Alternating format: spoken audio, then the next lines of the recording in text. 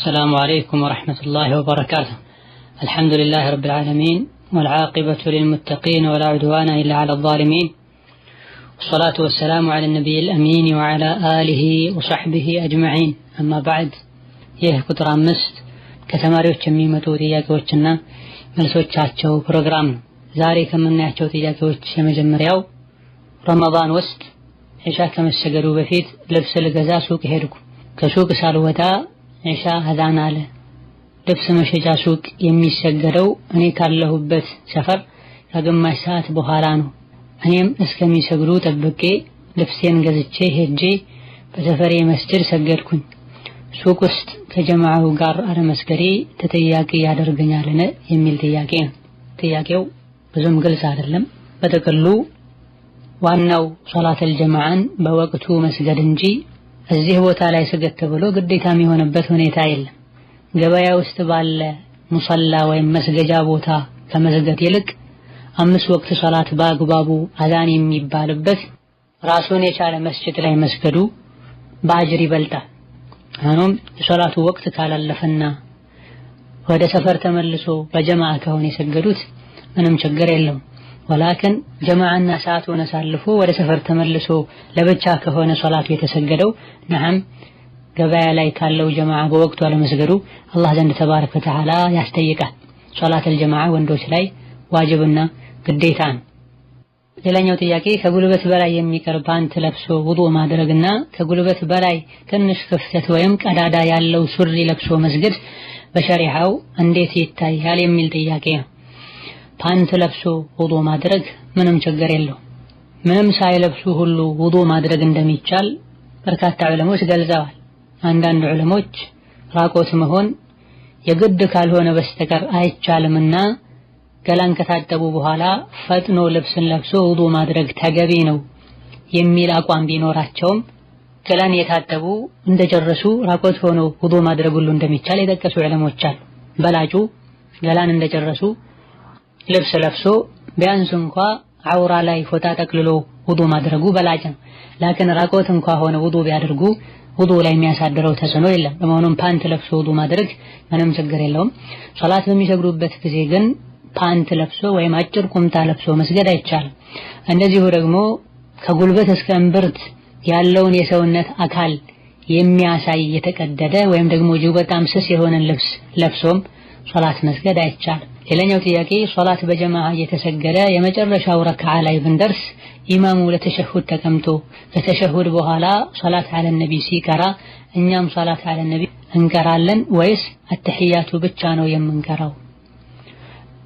ኢማሙ ለረጅም ሰዓት ቁጭ ስለሚል ከኢማሙ ጋር ቁጭ ብሎ እሱ እስኪያሰላም ድረስ መስቡቁ እስኪነሳ ድረስ ሶላት አለ ነቢም ሌሎችንም ዱዓዎችን ማድረግ ይቻላል። ምን አወሊህ ከመጀመሪያ ጀምረን በምንሰግድበት ጊዜ የመጀመሪያው አተህያቱ ላይ ሶላት አለ ነቢ ማውረድ ይቻላል አይቻልም? የተወሰኑ ዑለሞች ይቻላል ብለው ሌሎች ከልክለዋል። ሶላት አለ ነቢ ዝክር ነው። ሶላት ደግሞ ከዓላማዎቿ መሃል አንዱ ዝክርና አላህን ማስታወስ ነውና መስቡቅ ሆኖ ከኋላ ያደረሰ ሰው ኢማሙ ከአተህያቱ በኋላ ዱዓ ሲያደርግ ከኋላ የመጣው ሰውም ከኢማሙ ጋር ቁጭ ብሎ ዱዓ ማድረግ ሶላት አለ ነቢ ማውረድ ይችላል ኢንሻአላህ ተዓላ። ሌላኛው ጥያቄ ሶላቱን አፍጥኖ የሚሰግድን ሰው ተከትሎ መስገድ እንዴት ይታያል? ለምሳሌ እኛ ቂያም ላይ ወይም ቆመን እያለን ፋቲሐን ሳንጨርስ እሱ ሩኩዕ ይወርዳል። እኛ ቶሎ ብለን ሩኩዕ ስንወርድ እሱ ከሩኩዕ ተነስቶ ስጁድ ይወርዳል። ሩኩዑንም ስጁዱንም ሳንደርስበት ሶላቱን ጨርሶ ያሰላምታል። እንደዚህ አይነት ሰዎች ባለንበት ጊዜ አረቦችንም ጨምሮ ብዙ ናቸው። ምን ይመክሩናል? ከሶላት ማዕዘኖች መሃል አንዱ ጡማኒና ነው፣ እርጋታ ማለት ነው። ሶላት ላይ እርጋታ ብሎ ማለት እያንዳንዱን የሶላትን ግዴታዎችን፣ አርካኖችን፣ ተግባሮችን የሚባሉ ነገሮችን በአግባቡ ማድረግ የሚቻልበትን ጊዜ መስጠት ማለት ነው። ለሶላት ሩኩዕ ላይ ሆኖ ሰውነቱ ተረጋግቶ፣ ስጁድ ላይ ሆኖ ሰውነቱ ተረጋግቶ ቢያንስ አንዴ ሱብሃነ ረቢየል ዐዚም ሱብሃነ ረቢየል አዕላ ማለት መቻል አለበት። ፋቲሐን ለመቅራት የሚያስችልን ጊዜ ለራሱም ለተከታዮችም መስጠት አለባቸው። እዚህ ጥያቄው ላይ በተነገረው መሰረት ከኢማም ጋር መሄድን ግዴታነት አውቆ በጣም ወደ ኋላ ሳይጎተት ግዴታ የሆነውን ብቻ አንብቦና ብሎ የሚያልፍ ማእሙም እሱ ላይ መድረስ እስኪሳነው ድረስ የሚፈጥንን ግዴታ የሆነውን ዝክር ብለው ከሩኩዕ ሳይነሱ ስጁድ ላይ የሚወርድን ኢማም ተከትሎ መስገድ አይቻልም። ሶላቱም ይበላሻል። እንደ አይነቱ ሰው እንዳያሰግድም ማድረግ ይጠበቅባቸዋል ሙስሊሞች። እማ በግል ራሱን ማናገር ካልሆነም ጉዳዩ የሚመለከታቸው የሙስሊሙን መሪዎች ያለውን ነገር ማስረዳት፣ ምንም ማድረግ ካልተቻለ ሌላ ቦታ ላይ ሄዶ መስገድ ይጠበቅበታል እንደ አይነት ችግር የገጠመው ሰው። ሌላኛው ጥያቄ የሌሊት ሶላትና የዊትር ሶላት ልዩነቱ ምንድነው? ሌሊት ሶላት ማለት ማታ ከኢሻ ሶላት በኋላ ጀምሮ የፈጅር ሶላት ወቅቱ እስኪገባ ድረስ የሚሰገድ ሶላት በሙሉ ሌሊት ይባላል። ዊትር ማለት ደግሞ ከፊት ሁለት ረካ የቻልነውን ያክል ከሰገድን በኋላ መጨረሻ ላይ የምንሰግዳት ነጠላዋ ቁጥር ናት ዊትር የምትባለው። አንዳንዴ የሌሊት ሶላት በሙሉ ዊትር በሚል ስያሜ ሊጠራ ይችላል፣ መጨረሻ ላይ ዊትር ስላለበት ማለት ነው። ሌላኛው ጥያቄ እህቴ በሪህ በሽታ ታማለች፣ በሕክምና ሊሻላት አልቻለምና በሐበሻ መድኃኒት ልንሞክር አስበን ነበር።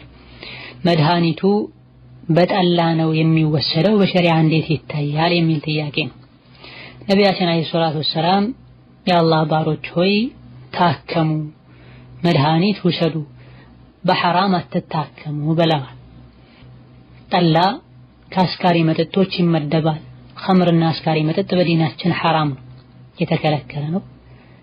ሆኖም ሌሎች በርካታ መድኃኒቶች አሉ፣ ፈውሶች አሉ። ሌላ አማራጭ መፈለግ እንጂ በጠላ በአስካሪ መጠጥ የተቀመመን መድኃኒት መውሰድ አይቻልም። ሌላኛው ጥያቄ ሀገር ቤት ያለሁኝ አንዲት ከብት በ750 ብር ገዛኋት።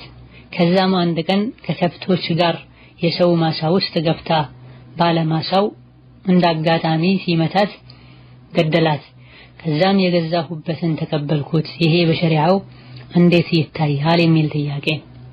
አላህ ተባረከ ወተዓላ የሰዎች ንብረት ላይ ድንበር ማለፍን ሐራም አድርጓል። አጭበርብሮ ገንዘብ መዝረፍና ያለ አግባብ የሰዎችን ሐቅ መውሰድም በዲናችን በጥብቅ የተከለከለ ነው። ያለ አግባብ የሰውን ንብረት ያወደሙ፣ የሰውን ሐቅ የቀሙ ሰዎች ላይም ያጠፉትን ካሳ የመክፈል የመመለስ ግዴታ አላህ ጥሎባቸዋል። በስህተትም እንኳ ቢሆን የሰውን ሐቅ ካጠፉ፣ ንብረቱን ካበላሹ፣ ሐቁን እንዳይጠቀምበት ካደረጉት የመክፈል ግዴታ አለባቸው። ይህ ያበላሹት አልያ ህይወቱን ያጠፉት አልያ ያወደሙት ንብረት በዲኑ የተከበረ ጠብቁት የተባለ እሱን መጠቀም ይቻላል የተባለለት ንብረት ገንዘብ እስከሆነ ድረስ ማለት ነው። ይሄም በዑለሞች ስምምነት የተረጋገጠ ጉዳይ። የሰውን ሐቅ ያለ አግባብ ያለ ባለቤቱ ፍቃድ ያጠፋ ሰው ያወደመ ሰው አውቆ ከሆነ ያደረገው ወንጀለኛ ነው። ሳያውቅ ከሆነ ያደረገው ወንጀለኝነቱ ይቀራል፣ ነገር ግን መክፈል ይጠበቅበታል። ሳላቅ ነው ያደረኩት ረስቼ ነው ያደረኩት እንኳን ማለቱ መክፈሉን አያስቀርለትም። እንስሳቶች የቤት እንስሳቶች ያሉት ሰው እንስሳቶቹን ማታ ላይ የመጠበቅ ግዴታ አለበት። ማሳና እህል ንብረት ያለው ሰው ደግሞ ቀን ላይ ማሳውን እህሉን የመጠበቅ ግዴታ አለበት። ማታ ላይ ባለ እንስሳው እንስሳቶችን የለቀቀ እንደሆነ ባጠፉትና ባወደሙት ነገር ይጠየቃል። ቀን ላይ ባለ ማሳውን መጠበቅ በሩን መዝጋት የተወ እንደሆነ ጥፋቱ ያለው ችግሩ ያለው እሱ ላይ ነውና ባለ እንስሳትን ክፈሉኝ ማለት አይችልም። ይሄም የነብዩ ሰለላሁ ዐለይሂ ወሰለም ውሳኔ ነው። ኢማም አህመድ እንደዚህ አቡ ዳውድ ባስተላለፉት ሐዲስ ነብዩ አለይሂ ሰላቱ ወሰላም قضى ان على اهل الاموال حفظها بالنهار وما افسدت بالليل مضمون عليهم بل ንብረት ማሳ ያላቸው ሰዎች ቀን ላይ የመጠበቅ ግዴታ አለባቸው። ሌሊት ላይ ደግሞ ባለ እንስሳቶቻቸውን መሰብሰብ ትተው ማሳን ያወደሙ ንብረትን ያጠፉ እንደሆነ የመክፈል ግዴታ አለባቸው ብላ ነው። በተለምዶ ቀን ሰዎች ማሳቸውን ንብረታቸውን ይጠብቃሉ፣ የአጥሩን በር ይዘጋሉ። እንስሳት ተለቀው ይበላሉ፣ በተለይ ግጦሽ አካባቢ ላይ። ማታ ላይ ደግሞ ሰው ልጆች እንስሳቶቻቸውን ይሰበስባሉ፣ ቤታቸው ውስጥ ያስራሉ። ባለማሳዎች ደግሞ ቀን ሲጨነቁ እንደዋሉት ማታ ላይ አይጨነቁም። ሆኖም ማታ ላይ ንብረት ያወደመ እንደሆነ ባለ እንስሳት የመክፈል ግዴታ አለበት፣ ቀን ላይ ባለ ንብረት የመጠበቅ ግዴታ አለበት። ይሄን የምንለው ባለ እንስሳው ከእንስሳዎቹ ጋር አብሮ እስከሌለ ድረስ ነው። አብሮ ባለበት ያወደመ እንደሆነ ያጠፋ እንደሆነ መጠየቁ አይቀርለትም። በጥቅሉ ጥያቄውን በተመለከተ ላሟን መቶ የገደለው ግለሰብ የመክፈል ግዴታ አለበት። የገዛህበትን መቀበልህም በሸሪዓው ችግር የለውም፣ ይፈቀድልሃል። አላሁመ ኢላ ከብቱን የመታው የሚዋጋ ሆኖ ጥቃት የሚያደርስበት ሆኖ ለመከላከል ብሎ በመታበት ከሆነ የሞተው ይሄኔ መክፈል ግዴታ አይሆንበትም፣ ለራሱ ሲከላከል ነውና የሞተው። ሌላኛው ጥያቄ ሁለት እህቶች ተጣልተው ሊማቱ ተያይዘው ነበረ። እነሱን ከገላገልኳቸው በኋላ ለማስታረቅ ስሞክር እምቢ አሉኝ። የሶላት ሰዓት ደረሰብን። ወላሂ ታርቃችሁ እንጂ አልሰግድም ስላቸው እምቢ አሉኝ። እኔ ሰገድኩኝ። በመማሌ ከፋራ አለብኝ የሚል ጥያቄ ነው።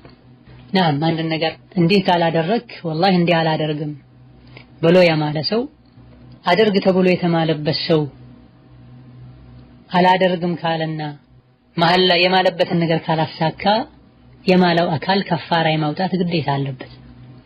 ወላሂ ታርቃችሁ እንጂ አልሰግድም ተብሎ የተጣሉት አልታረቅ ብለው የማለው ሰው ከሰገደ ከፋራ የማውጣት ግዴታ አለበት። እንዲህ ካላረክ እንዲህ አላረግም ብሎ የማለ ሰው የማለበትን ነገር መልሶ ካደረገው ከፋራ እንደሚወጅብበት ኢብኑ ዑመር፣ ኢማሙ ሻፊዒ ሌሎችም ተናግራ የማለው ሰው ላይ ከፋራ እንደሚወጅብበት ሁሉ በመልካም ነገር በጥሩ ነገር አድርግ ተብሎ ተምሎበት ካላደረክ እንዲህ አላረግም ተብሎ የተማረለት ሰው የአላህን ስም መሐላውን አክብሮ እሺ ባለማለቱ ወንጀለኛ ይሆናል። በራ ኢብኑ ዓዝብ ረዲየላሁ ዐንሁ ወአርዳ ኢማም አልቡኻሪና ሙስሊም ባስተላለፉት ሐዲስ ላይ ነብዩ 7 ነገሮችን አዘውናል፣ 7 ነገሮችን ከልክለውናል ብለው ነብዩ ሰለላሁ ዐለይሂ ወሰለም ካዘዟቸው ነገሮች መሃል አንዱን ወኢብራር አልሙቅሲም ይላል። የማለን ሰው መሐላውን እንድናሳካ ነብዩ አዘውናል ብሏል። ወላሂ ታርቃችሁ እንጂ አልሰግድም ብሎ ከማለ ፊት ለፊት ያሉ ሰዎች ሙስሊሞች ከሆኑ የማለውን ሰው መሐላ እንዲያሳኩ ነብዩ አዘዋቸዋል። አይ ካሉ ወንጀለኛ ይሆናሉ። የማለው ሰው ካሳፈሩትና ችግሩን ካልፈቱ ከፋራ ይወጅብበታል። ከፋራውም 10 ምስኪን ማብላት ወይም 10 ምስኪን መካከለኛ ልብስ ማልበስ፣ ሶላት መስገድ የሚቻልበት ወይም አንድ ባሪያ ነፃ ማውጣት። ከነዚህ ማለተኛውንም ካልቻሉ 3 ቀን መጾም ነው። ብዙ ሰዎች ወዲያውኑ የሚሄዱት ወደ መጾም ነው። ከላይ የተጠቀሱትን አንዳቸውን ማድረግ ካልተቻለ ወደ ጾም የሚካሄደው። ሌላኛው ጥያቄ አባቴን ያማዋል፣ መታከሚያ ብር ስልክለት ሻል ሲለው ጫት ይቀምበታል። ጫት አጥቃም ለጫት አውፍ አላልኩህም ስለው እሺ ይለኛል። እሱ ግን ጫት አልተወም፣ ምን ማድረግ አለብኝ? አባት ታሞ የሕክምና ገንዘብ ላኩልኝ ካለ አሊያ ደግሞ የሕክምና ገንዘብ እንደሌለውና እንደሚቸገር ከታወቀ መላኩ ግዴታ ነው።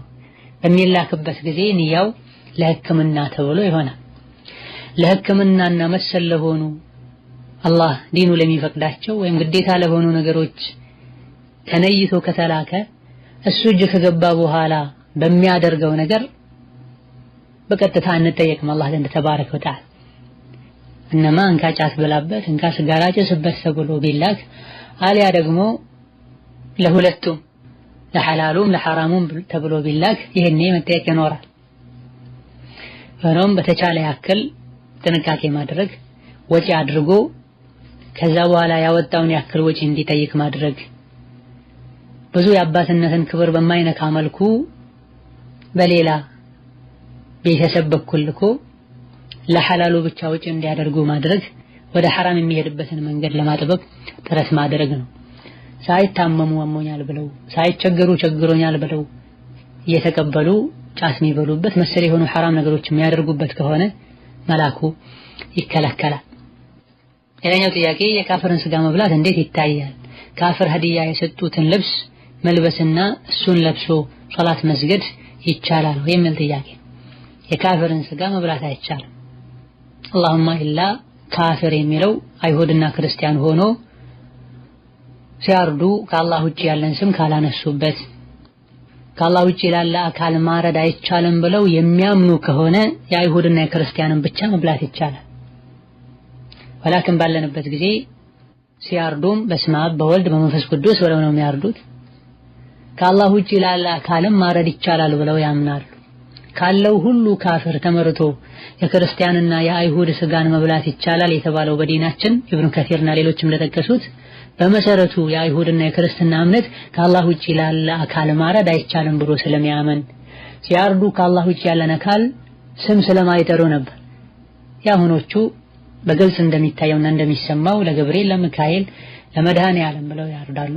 ሲያርዱም ደግሞ የተለያዩ አማልክቶቻቸውን ስም ጠርተው ነውና ያርዱት። አይበላም፣ ጥንቃቄ ይደረጋል። ብዙ ጊዜ ይሄ ጥያቄ ይደጋገማል። ሰዎች እንደዚሁ ስራ ለመፍታትና ስራ ለማስፈታት ፈልገው እንጂ አብዛኛውን ጊዜ የሚበሉትን ስጋ አጥተው አይደለም ይሄን ጥያቄ የሚጠይቁት። ሰው ከተቸገረና የሚበላውን ካጣ ሳይታረድ የሞተን ሁሉ ይበላል።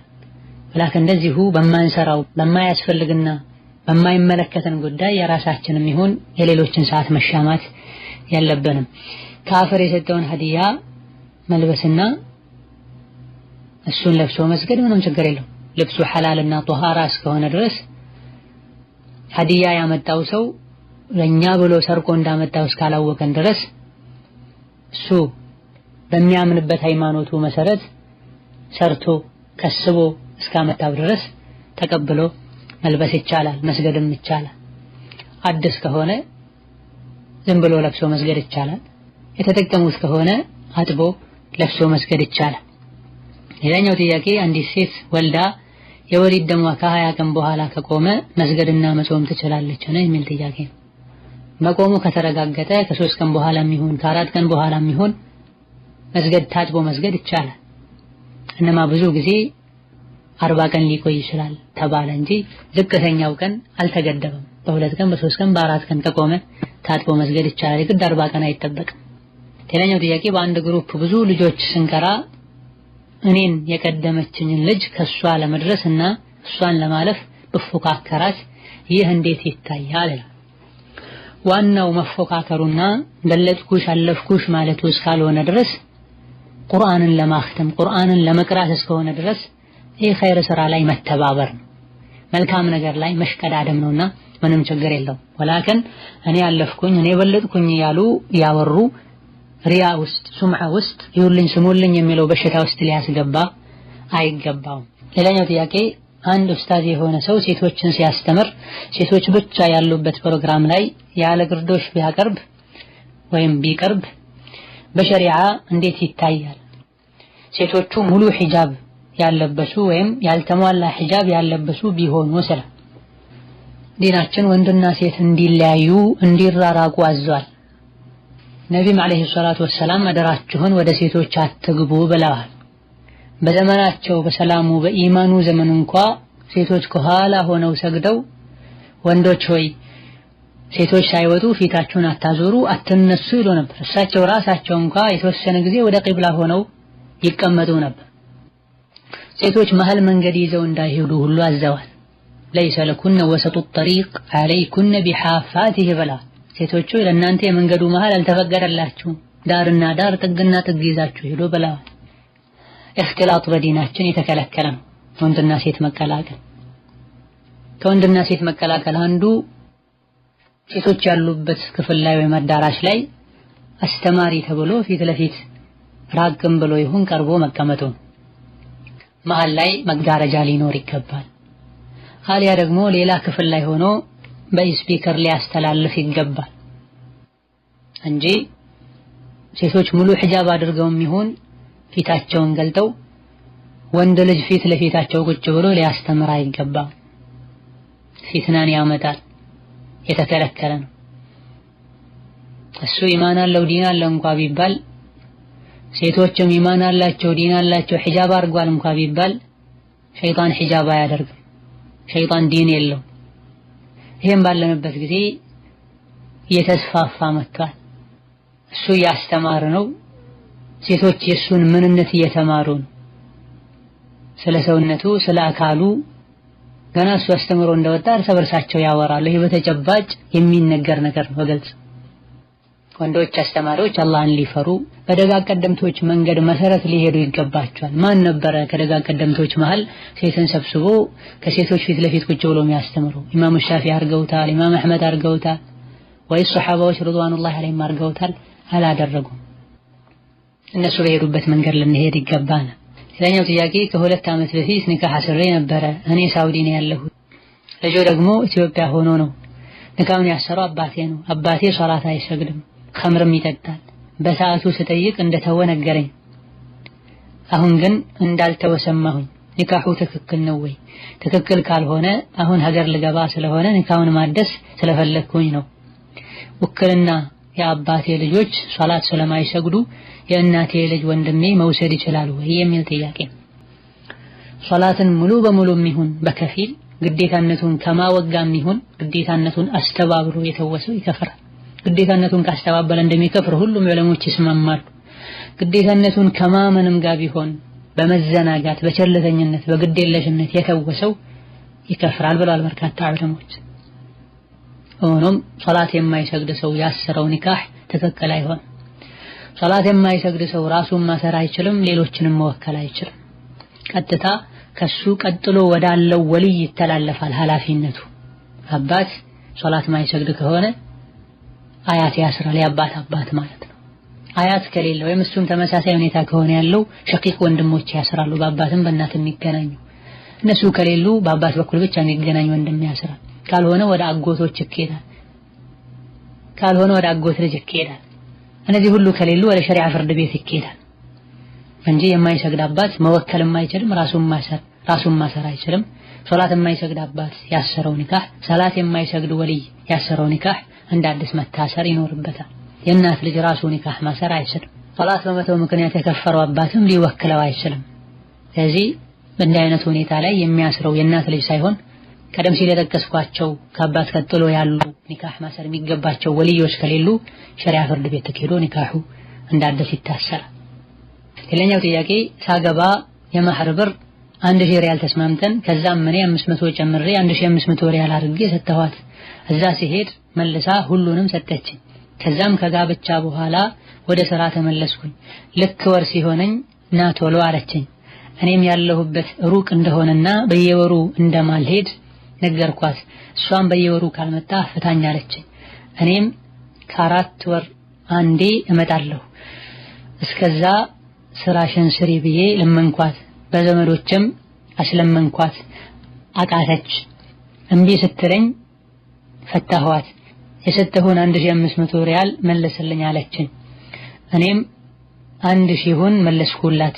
500ን ካላመጣህ የውመል ቂያማ አንላቀቅም አለችኝ።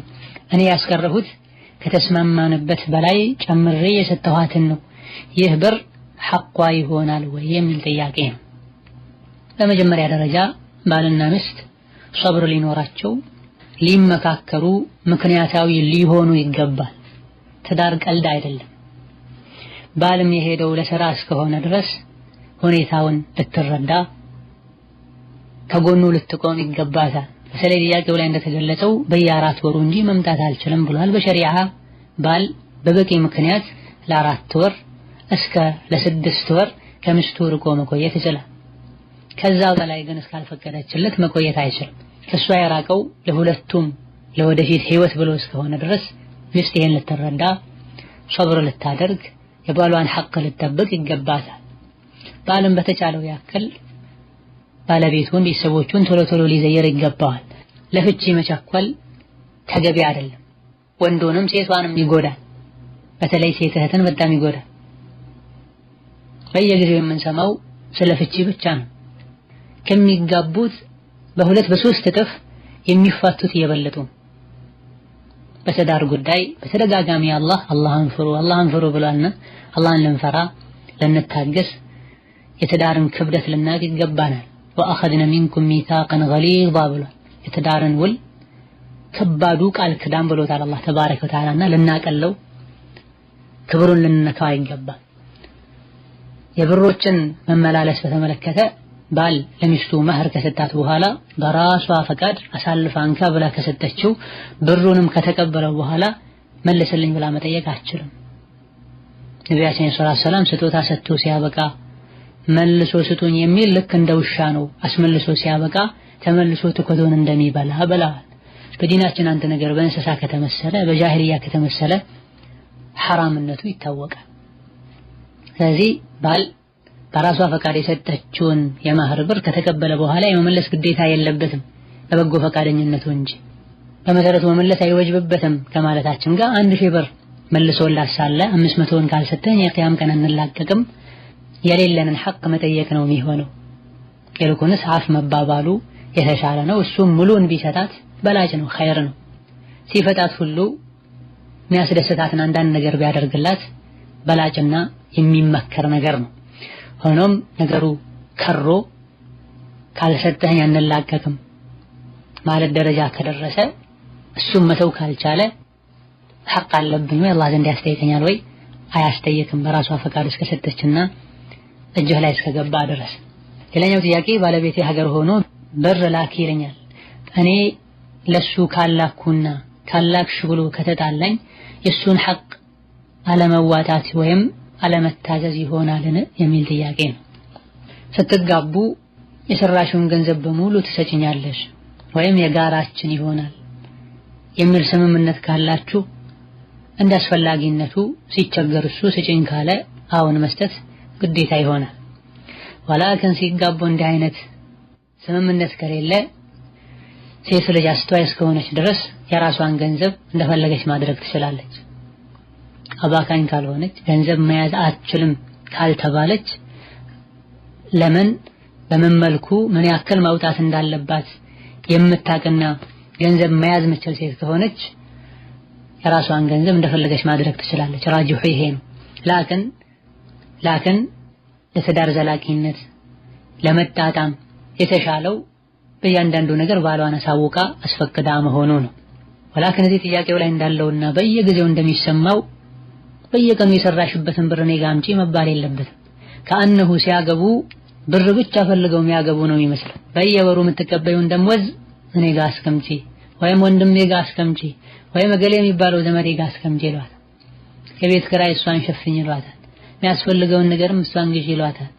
አልፎ ሁሉ ሱብሃንአላህ አንዳንዴ የምንሰማው ነገር ማንኛውንም ልብ ያለውን ሰው የሚያቆስል ነገር ነው። አባቴ ታሞ መታከሚያ መስጠት አልችልም፣ እናቴ ተቸግራ ብትጠይቀኝ መላክ አልችልም፣ በየወሩ ያገኘሁትን ደሞዝ እጄ ላይ አስገቢ ነው የሚለኝ። ድንገት እንኳን 100 ብር ቢጎደል ፈትቼሻለሁ ይለኛል ብለው የሚያለቅሱ እህቶች አሉ። ወንዶች ወይ አላህን ፍሩ። ከሚስቶቻችሁ ገንዘብ በራሳቸው ፈቃድ ደስተኛ ሆነው ያልሰጧችሁ ገንዘብ ሐላል አይሆንላችሁም፣ ሐራም ነው፣ እሳት ነው የሚሆን። የተኛው መንጥቅ ነው፣ የተኛው ማስረጃ ነው የሚስትህን ገንዘብ አስገድደህ የምትወስደው? እስከሰራች ድረስ ገንዘብ የመያዝ መብት አላት። አትስሪ እኔን ካድሚ የሚያስፈልገውን ነገር እኔ አደርጋለሁ ብለህ ቤት ማስቀመጥ ትችላለህ፣ መብትህ ነው። ለሷ ለልጆቿ ለቤቷ የሚያስፈልገውን ነገር ታሟላል። መስራት እስከፈቀድክላት ድረስ ለራሷም ለልጆቿም ለወላጆቿም በአግባቡ ወጪ ማድረግ ትችላለች። ያላትን ገንዘብ ለምን በሚሊዮን የሚቆጠር አይሆንም የሷን ሳትነካ አንተ ቤት ወጪ ማድረግ ግዴታ አለብህ በሸሪዓ። الرجال قوامون على النساء ተብሏል። الرجال قوامون ማለት ሴቶችን ይኮረኩማሉ ይገለምጣሉ ማለት ያስተዳድራሉ፣ የሚያስፈልጋቸውን ወጪ ያደርጋሉ ማለት ነው። ብዙ ሴቶች ከትዳር ወደ ኋላ እንዲሉ የሚያደርገውም አንዱ ይሄ ነው። እሷን ሳይሆን ብሯን የሚያገቡ ሰዎች አሉ። ደሞዟ ስንት ነው? ብር ስራሽ ምንድነው? ምን ያክል አስቀምጠሻል? የሚሏል ገና ንካህ እንደታሰረ በማግስቱ በስሙ ያሉ ንብረቶችን ወደ ራሳቸው ለማዞር ጥረት የሚያደርጓል። ይሄ ላይ ካልተተባበረቻቸው በሶስተኛው በአራተኛው ቀን ፈትቼሻለሁ የሚሏል። ህይወታችንን እስልምና ሊመራው ይገባል። ከተቸገርክ በአግባቡ በጠባይ ብትጠይቃት ችግር የለውም። ወላ ገንዘቧ የራሷ ነው። ከሷሐቦች ውስጥ ገንዘባቸውን ይዘው ዘካ ሲወጅብባቸው ዘካቸውን ለባላቸው የሚሰጡ ሷሐባ ሴቶች ነበር። የተኛውም ሷሐቢ ዘካን እስኪቀበል ድረስ ሁሉ ቢቸገር የሚስቱን ገንዘብ አይወስድም ነበር ራሷ ደስተኛ ሆና ካልሰጠች። ሚስቶቻቸው ሞተው ከሚስቶቻቸው ምንም አልወረሱም። ተቸግረው ሁሉ ደረቅ ዳቦ አንዳንዴ ዳቦ በውሃ ወይም ዳቦ በዘይት ይበሉ ነበር ተብሎ ታሪካቸው ላይ የተነገሩ ዑለሞች አሉ። منهم الامام البغوي رحمه الله تعالى ዛሬ በሚስቱ ገንዘብ ለመክበር ፎቅ ለመስራት ጥረት ያደርጋል። እምቢ ካለችው ሐቋን ሁሉ ይረሳል፣ አውጥቶ ያባራታል። አላህ ይመስታል። ሐቂቃ ይሄ በየጊዜው የሚያነጋግርና የአላህ ቁጣ እንዳይመጣብን የሚያሰጋ የሚያስጨንቅ ጉዳይ ከመሆኑ አንፃር ነው። ለጥያቄው ምላሽ የራስሽ ገንዘብ እስከሆነ ድረስ መላኩ ግዴታ አይሆንብሽም ነው።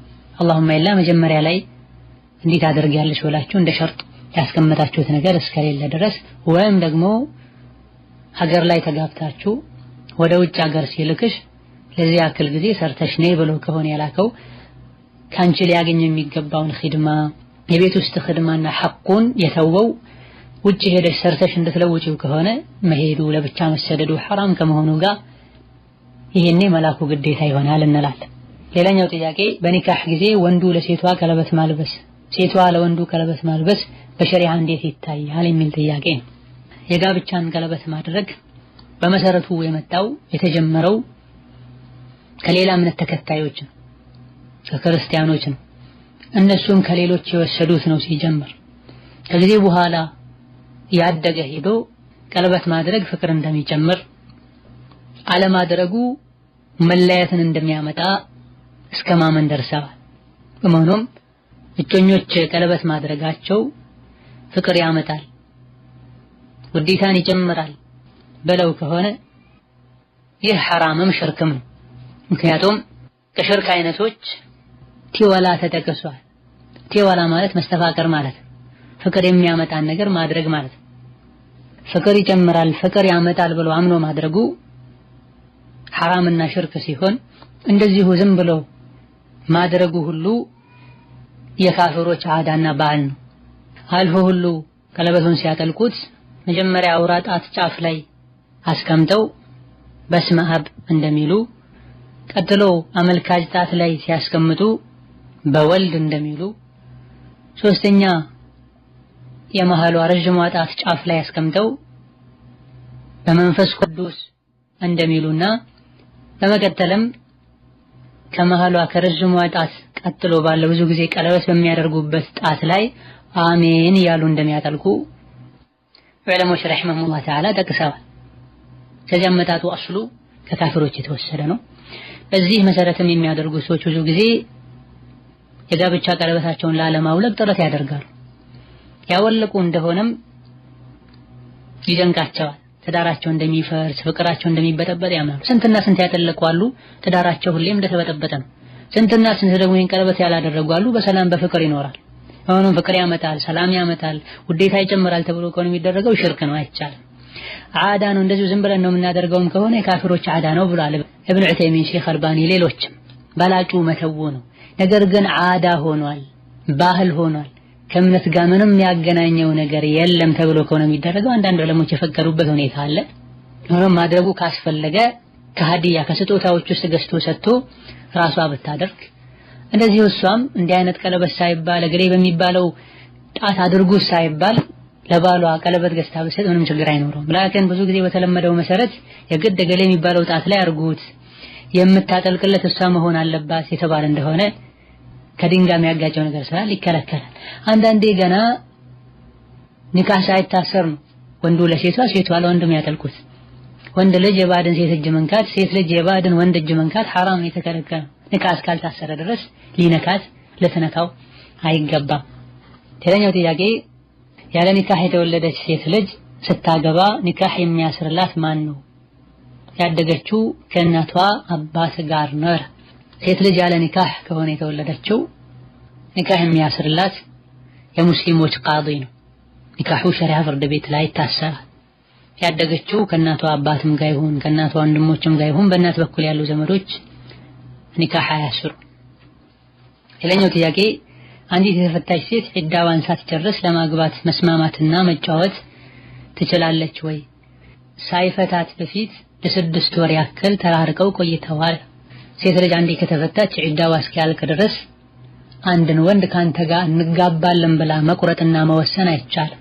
ከባሏ ጋር ረጅም ጊዜ ተለያይተው ቢኖሩም የተለያዩት ቅርብ ጊዜ ቢሆን ዒዳ ሳያልቅ ሌላ ትዳር መመስረት መወሰን አይቻልም። ከባሏ ጋር ቅርብ ጊዜ ተገናኝታለች አልተገናኘችም አይደለም የዒዳ ምስጢር ይሄ ብቻ አይደለም። ዒዳ ብዙ ምስጢሮች አሉት። ዒዳ ደግሞ የቋሚው ጋብቻ አካል ነው። ዒዳው እስካለ ድረስ በባሏ ስር እንዳለች ነው በተወሰነ መልኩም ቢሆን የሚታየው የሚቆጠር። ሌላኛው ጥያቄ ጀናባ ላይ ያለው ፀጉሬን ሳልታጠብ 15 ቀን ሙሉ ሶላት ሰግጃለሁ። ሰው ስጠይቅ 7 ጊዜ ፀጉርሽን ያበስሽ ስገጂ ብለውኝ ነው። አሁን ሐራም መሆኑን ሰማሁ። ምን ማድረግ አለብኝ? ፈትዋ ስንጠይቅ ማንን መጠየቅ እንዳለብን ልናቅ ይገባናል። እንደዚሁ ፊት ለፊታችን ያገኘነውን ሰው ሁሉ ልንጠይቅ አይገባም። ወይም ደግሞ ዋትስአፕ እና ፌስቡክ ላይ ከዛም ከዚህም እየለቃቀሙ ምንጩ ማይታወቅን ነገር ትምህርት ብለው የሚለቁን ሁሉ ወይም ደግሞ የሆነ ያልሆነን መጽሐፍ የሚያነብን ሰው ሁሉ ዕልም አለው እውቀት አለው ብለን ልንጠይቅ አይገባም። ፈስአሉ አህለ ዚክር ነው ሸሪዓው የሚለው። የእውቀት ባልተቤቶችን ጠይቁ ነው የሚለው አላህ ተባረከ ወተዓላ። ያለ እውቀት የሚናገሩም አላህን ሊፈሩ ይገባቸዋል። ባለ ጉዳዮችም ማንን መጠየቅ እንዳለባቸው ቆም ብለው ያስቡ ሊያማክሩ ይገባቸዋል። ጀናባን ሲታጠቡ ትጥበቱ ትክክል ይሆን ዘንድ መሟላት ካለባቸው ሸርጦች መሃል አንዱ ተዕሚሙል በደኒ ቢልማ መላ ሰውነትን ውሃ ማዳረስ፣ ፀጉርን፣ ጥፍሮችን፣ እምብርትን ውሃ አይደርሰውም ተብሎ የሚባል የሰውነት አካልን በሙሉ ጥንቃቄ አድርጎ ውሃ ማዳረስ። ጀናባ ሆኖ ፀጉሩን ሳይታጠብ ሌላ ሰውነቱን ታጥቦ የሰገደ ሰው ወንጀለኛ ነው። እንደገና ገላውን ታጥቦ ሶላቱን ማስተካከል ግዴታ ይሆንበታል። 7 ጊዜ አብሱ የሚባል ነገር አይደለም ያለው። የነብዩ ሰለላሁ ዐለይሂ ወሰለም የጀናባ አስተጣጠብ ላይ የተነገረው 3 ጊዜ ፀጉራቸው ላይ ውሃ ያፈሱ እንደነበረ በዚህም ብቻ ያበቁ እንዳልነበረና ውሃ ያፈሰሱ ጣታቸውን ፀጉራቸው ውስጥ ያስገቡ ያሹ እንደነበረ ተነግሯል። ከሷሃባ ሴቶችም ትጥበትን በተመለከተ ሐዲሶች ተነግረዋል። ፀጉሯን መፍታት ይጠበቅባታል ወይስ አይጠበቅባትም? ዑለሞች በሕት አድርገዋል። የምትታጠበው ከወር አበባ ደም ከወሊድ ደም ጠርታ ከሆነ ፀጉሯን ፈታ መታጠብ ይወጅብባታል። የምትታጠበው ለጀናባ ከሆነ የጊዜው መፍታቱ ስለሚከብድ በደንብ ውሃ ያፈሰሰች ያሸችው ፀጉሯ ውስጥ እንዲገባ አድርጋ ሳትፈታም ቢሆን መታጠብ ትችላለች። በላጩ ግን ካልከበደ መፍታቱ። ፀጉሬን በየጊዜው ያስተኮስኩኝ ይቸገራለሁ፣ ፀጉሬ ይጎዳል ኢላ ገይሪ ዛሊክ እያሉ ፀጉራቸውን ሳይታጠቡ ከአንገት በታች ብቻ የሚታጠቡ ሰዎች አሉ። አላህን ሊፈሩ ይገባቸዋል፣ ተውበት ሊያደርጉ ይገባቸዋል። المهم ሙሉ ሰውነትን ሳይታጠቡ አንገት በታች ብቻ ታጥበው የሰገዱትን ሶላት ቀዷ ማውጣት ግዴታ ነው። والله تعالى اعلم። ሌላው ጥያቄ ባለ ሚስቱ በጽሁፍ 3 ጊዜ ፈትቼሻለሁ ቢላት ፍቹ ይሰድቃል ወይ ምን ጥያቄ ነው? እንዲህ አይነት ከኒካህ ጋር የተያዙ ጥያቄዎች ሰፊ ማብራሪያ ከፈትዋው በፊትም ከባለ ጉዳዩ የተለያዩ መረጃዎች ስለሚያስፈልጉ በአካል ቀርቦ ወይም ቀጥታ ተደውሎ እንጂ ፈትዋ አይሰጥበትም። ሌላኛው ጥያቄ የሆነ ልጅ ጋር ለትዳር የሆነኛል ብዬ በማሰብ ቃል ገብቼለት ነበረ። በስልክ አወራው ነበር፣ ፎቶም ልኬለታለሁ፣ በቪዲዮም እናወራለን፣ ድምጼንም እየተቀዳሁ ልክለት ነበር። አሁን ልጁን አልፈለኩትም፣ ቃሌን በማፍረሴ ወንጀለኛ እሆናለሁን? ፎቶ መላኬስ ሐራም ይሆንብኛል ወይ የሚል ጥያቄ። ነዓም ላ ሸክ አጅነቢ ወንድን ንካህ ሳይኖር ማውራቱ፣ ማየቱ፣ ፎቶ መላኩ፣ ቪዲዮ ኮል መደዋሉ ይህ ሁሉ ሐራምና ወንጀል ነው። ነቢያችን አለይሂ ሰላቱ ወሰላም አይነ ዝሙት ትሰራለች፣ የአይነ ዝሙት ማይፈቀድላትን ሰው ማየት ነው። እጅም ዝሙት ትሰራለች፣ ማይፈቀድላትን ሰው የእጅ ዝሙት ማይፈቀድላትን ሰው መንካቷ መዳበሷ ነው። ጆሮም ዝሙት ይሰራል፣ ማይፈቀድለትን ሰው ንግግር መስማቱ ነው። ለغير ذلك ብላ ለጋብቻ መተጫጨትና መተሳሰብ ማለትና ኒካህ ማሰር ሚስት መሆኑ ሁለቱ ይለያያል። ሁለቱ ቢስማሙ ቤተሰብ ቢስማማ እሺ እንሰጣቸዋለን እንኳ ቢባል ለሰርግ ቀጠሮ እንኳ ቢያዝ ሁለት ምስክሮች ቁጭ ብለው የሚያገባው ሰው ፊት ለፊት ተቀምጦ የሴቷ ወልይ በአካል ተገኝቶ አሊያ ሰው ወክሎ እገሊትን ልጄን ለህከሌ በእንዲህ ያክል መህር በነገሌ ምስክርነት ድር ያለው እስካልተባለ ድረስ እዚህ ላይ በተባለው መሰረት ፎቶ መላላክ፣ በቪዲዮ መተያየት፣ ድምጽ እየቀዱ መላክ ሐራምና ወንጀል ነው። በወንጀል የተጀመረ ትዳር ዘለቄታ አይኖረውም፣ ጥፍጥናም አይኖረውም። ወጣቱ አላህን ሊፈራ ይገባዋል። አንዲትን ሴት ለትዳር ካሰባት ትሆነኛለች ካለ ቤተሰብን ሊያሳውቅ ከፈቀዱ እሺ ካሉ ፈጥኖ ኒካህ ሊያስር ይገባዋል። ለኒካህ ብቻ ለትዳር ብቻ ወደፊት ስለሚተሳሰቡ በየቀኑ እየደወሉ ማውራት ፎቶ መላላክ አይቻልም፣ ወንጀል ነው። ይሄን የሰራ ሰው መተውበት ይጠበቅበታል። በዚህ መልኩ ለትዳር መጀናጀን የጀመሩ ሰዎች ብዙ ጊዜ ፍጻሜያቸው አያምር፣ ወዲያውኑ ይሰለቻቻሉ። አመል መለቃቀም ይመጣል፣ ደካማ ጎንን ማወቅ ይመጣል። አላህን ያስቆጣ ሰው ሐያቱ ብዙ ጊዜ ያማረ የሰመረ አይሆንም። እዚህ ጥያቄው ላይ እንደተጠቀሰው ከሌሎችም ብዙ እንደምንሰማው ወዲያውኑ ይጣላሉ። መሄድ የሌለባቸውን ያክል ከሄዱ በኋላ ምስጢራቸውን ካወጡ በኋላ የሀገር ፎቶ ትልክለታለች። ኋላ ላይ ስለሱ መጥፎ ነገር ስታቅ አልፈልግም ብትለው ፎቶሽን እንዲያረጋለው ኢላ ገይሪ ዛሊክ ብሎ ይዘትባታል። ትክክለኛው መንገድ ኢማኑን ዲኑን ከወደደ ወይም ከወደደች ቤተሰብ ጋር ሽማግሌ መላክ ነው። እሺ ብሎ ከተቀበሉ ኒካህ ማሰር ነው። ወዲያውኑ ማሰር ካልተቻለ ኒካህ እስኪታሰር ድረስ ዝም ብሎ ተራርቆ መቆየት። ቃልን ማፍረስ በተመለከተ ሲጀምርም ሴት ልጅ ቤተሰቧን ሳታሳውቅ ቃል መግባት አትችልም። አዲስ የመጣ ፈጠራ ነው፣ የምዕራባውያን ሱና ነው። ሴት ወንድ ጓደኛ ወንድ ሴት ጓደኛ መያዝና ቃል ገብቻለሁ ኢላ ገይሪ ዛሊክ ብሎ ማውራት። ሴት ልጅ ወልየል አምር ኃላፊ ያስፈልጋት ለትዳር የሚጠይቃትን ሰው ምንነት ያጠናላት ዘንድ ነው፣ ይሆናል አይሆንም ይል ዘንድ ነው። ወንዱም መጠየቅ ያለበት ቤተሰቧን ነው። ቀጥታም ከቢጠይቋት ቤተሰቤን አናግር ማለት አለባት። ቤተሰብ አናግሮ እንኳን እሺ ብለውት ኒካህ እስካልታሰረ ድረስ በቂ ምክንያት ካላቸው ቃላቸውን ማፍረስ ምንም ችግር የለም። በቂ ምክንያት እንኳን ባይኖራቸው ኒካህ እስካልታሰረ ድረስ ማፍረስ ይችላል፣ የተጠላ ነው እንጂ።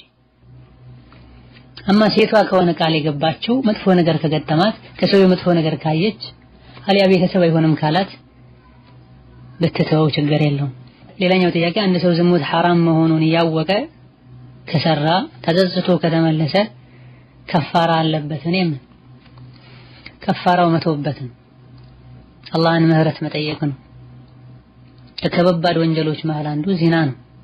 ሐራምነቱን ያወቁ ቀድሞ በሩን ከፋፍቶና ነካክቶ ተጠጋግቶ የሚሰሩት ሲሆን ደግሞ የከፋ። ሙስሊም እንዴት ብሎ ዝሙት ይሰራል? የትኛውም ቅጽበት ላይ መለከል መውት ሊወስደው የሚችል መሆኑን ያወቀ የቂያም ቀንም አዱንያ ላይ በሞተበት መልኩ ተነስቶ አላህ ፊት እንደሚቆም ያወቀ ሙእሚን ዝሙትን አይዳፈር። ሆኖም የሰው ልጅ ከተሳሳተ ፈጥኖ ከተመለሰ ጌታውን ምህረት ከጠየቀ አላህ እንደሚምር ነግሮናል። ወኢኒ ለገፋሩን ሊመን ታበ ወአመነ ወዐሚለ ሷሊሐን ثم اهتدى ብሎ ከፋራው ከልብ ጸጽቶ ወደ አላህ መመለስ፣ ለምን ሰራሁኝ ብሎ መነደም መቆጨት፣ ሁለተኛ አላደርግም ብሎ ለአላህ ቃል መግባትና ثم اهتدى ከዛ በኋላ መልካም ስራ ላይ ኸይር ስራ ላይ መበርታት። ሌላኛው ጥያቄ ለትዳር ካሰብነው ሰው ጋር በቪዲዮ መታየት ይቻላልን? ሐራም ያልሆኑ ወሬዎችንስ ማውራት እንችላለን? የሚል ለትዳር ያሰቡት ሰው አጅነቢ ነው። ከአጅነቢ ጋር ፎቶ መላላክ፣ ቪዲዮ መታየት ሐራምና የተከለከለ ነው። ምንም ምክንያት የሌለውን ወሬ ዓላማ የሌለውን ወሬ ማውራትም ክልክል ነው። ወንድ ሴትን ማናገር ያለበት አስፈላጊ ሆኖ ሲገኝ ለሐጃ ብቻ። መሰረታዊ የሚባሉ ስለ ወደፊት ህይወታቸው የሚናገሯቸው ነገሮች ካሉ ከሴቷ አጠገብ እህቷ ወይም እናቷ የሆነ ሰው ቁጭ ብሎ አላህን ሳይፈሩ ድንበር ሳያልፉ መሰረታዊ ነገሮችን አንስተው ቢነጋገሩ ችግር አይኖረው። ይሄም በአካል መሆን ካልቻለም በቤተሰብ በኩል ሐሳብ መለዋወጥ ካልቻሉ ነው። መሃል ላይ ታማኝ የሆነን ሰው አግኝተው ሐሳቡን ማመላለስ ካልቻሉ እንጂ በየሳምንቱ እሁድ ወይም ጁሙዓ እጮኛዬ ጋር ልደውል ተብሎ ስልክ ሰዓት ማቃጠል፣ ወሬ ማብዛት ቀልብ ያደርጋል። የጆሮ የምላስ የእጅ ዝሙት ይሆናል። ኒካህ እስካልታሰረ ድረስ ሁለቱም አጅነቢ ናቸው። هذا والله تعالى أعلم وصلى الله وسلم وبارك على عبده ورسوله محمد وبالله التوفيق. السلام عليكم ورحمة الله وبركاته.